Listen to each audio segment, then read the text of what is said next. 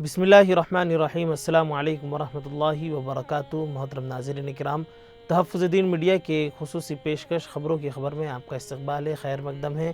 دیش و دنیا کی تازہ ترین خبروں کے ساتھ میں ہوں آپ کو دوست ابرار الحق۔ آگے بڑھنے سے پہلے ایک نظر سرخیوں کی طرف۔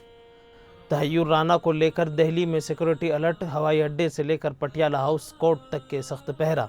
وقف ترمیمی قانون پر چراغ پاسوان کا تبصرہ، کتنے مسلمان ہیں جو پچھلے قانون کے خلاف عدالت جا بھی نہیں سکے۔ بہار میں بجلی گرنے سے 20 کی موتیں، 7 افراد جھلسے، وزیر اعلیٰ نتیش کمار کا 4 لاکھ روپے دینے کا معاوضے کا اعلان۔ بابا رام دیو کا شربت جہاد کا متنازع بیان، روح افزا پر بالواسطہ حملہ، پتنجلی کی شربت کی تشہیر۔ مغربی بنگال میں وقف ترمیمی قانون نافذ نہیں ہوگا، وزیر اعلیٰ ممتا بنرجی کا اعلان۔ 26/11 ممبئی حملوں کے ملزم تحیر رانا کو امریکہ سے ہندوستان لائے جانے کی وجہ سے دہلی میں بے حد سخت حفاظتی انتظامات کیے گئے ہیں۔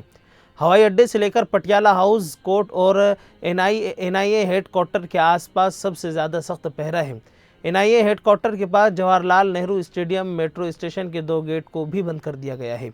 پاکستانی کینیڈیائی نسل کے تحیر رانا 64 سال جن کی عمر ہے، ان پر 2008 کے ممبئی دہشت گردانہ حملوں کے اہم سازش کنندہ میں سے ایک امریکی شہری ڈیوڈ کولمین ہیڈلی عرف داؤد گیلانی کے قریبی معاون ہونے کا الزام ہے۔ بتایا جا رہا ہے کہ تحیر رانا کو تہاڑ جیل میں رکھا جائے گا۔ تہاڑ جیل کے افسروں نے کہا ہے کہ رانا کو ہائی سیکورٹی والے جیل وارڈ میں رکھنے کی سبھی تیاریاں کر لی گئی ہیں اور وہ عدالت کے حکم کا انتظار بھی کر رہے ہیں۔ تہاڑ میں رانا کو جس سیل میں رکھا جائے گا وہاں بھی سیکورٹی بڑھا دی گئی ہے۔ وقف ترمیمی قانون 2025 کے خلاف دائر درخواستوں پر سپریم کورٹ 16 اپریل کو سماعت کرے گا۔ آل انڈیا مجلس اتحاد المسلمین کے صدر اسد الدین اویسی، جمعیت علماء ہند، کانگریس کے رکن پارلیمان محمد جاوید سمیت 15 افراد نے اب تک کے اس قانون کے خلاف عدالت عظمیٰ میں عرضیاں دائر کی ہیں۔ اسی درمیان لوک جن شکتی پارٹی رام ولاس کے سربراہ اور رکن پارلیمان چراغ پاسوان نے اس معاملے پر اپوزیشن پر سخت حملہ کیا۔ اس نے کہا کہ اپوزیشن پرانے وقف قانون کا دفاع کر رہی ہے اور عدالتوں کے چکر کاٹ رہی ہے، لیکن یہ بھی سوچنا چاہیے کہ کہیں ایسے مسلمان کتنے ہیں جو پچھلے قانون کے خلاف عدالت کا دروازہ کھٹکھٹا بھی نہیں سکے۔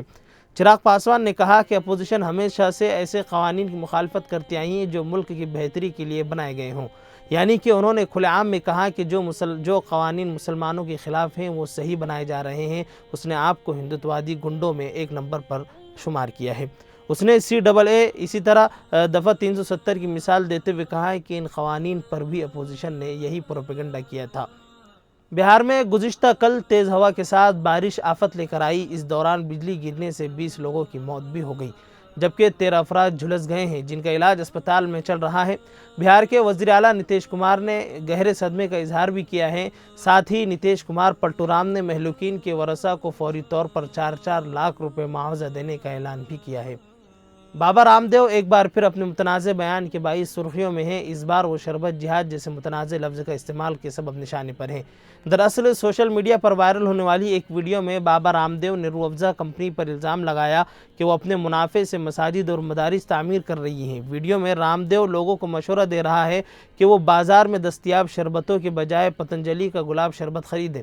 ان کا کہنا ہے کہ اگر کوئی پتنجلی کا شربت خریدتا ہے تو وہ اس کا پیسہ کروگل، پتنجلی یونیورسٹی اور بھارتیہ شکشا بورڈ جیسے اداروں کو جاتا ہے۔ اگرچہ رام دیو نے کسی کمپنی کا نام نہیں لیا، لیکن اس کے اس بیان کو روح افزا کے بالواسطہ حوالے کے طور پر دیکھا بھی جا رہا ہے۔